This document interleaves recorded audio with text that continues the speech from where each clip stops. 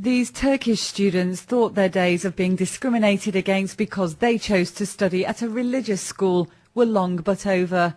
How wrong they were. In what continues to plague millions of men and women, Turkey's education system is in the spotlight again, after a top court ruled that reforms made by the Higher Board of Education, or YÖK, were unconstitutional.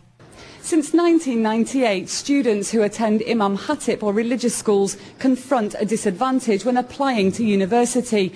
Their exam scores are worth 70% less than other high schools. YÖK removed the handicap system earlier this year, but this has now been overruled by the Council of State. The Prime Minister, who promised his Conservative voters more freedom of religious expression, slammed the decision as ideological. The ruling by the Council of State shows there is contradiction within the legal body itself. This is an ideological decision.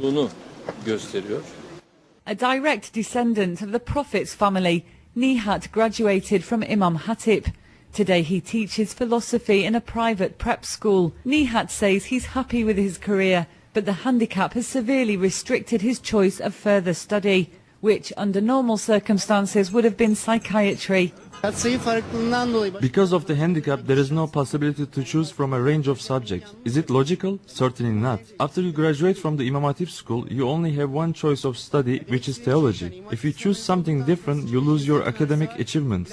Only 6 months ago, these girls believed they were going to have a real choice about their future careers. I want to be a geography teacher, perhaps a journalist.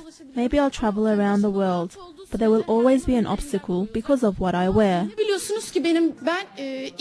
I want to study communications and work with the public. Regardless of the topic, I want to learn how to speak to people and solve their problems. That's why I'd choose communications. In a country that is 99% Muslim and developing quickly, something will have to give. Those who can afford it study abroad, but many cannot. Jody Sobral, Press TV, Istanbul.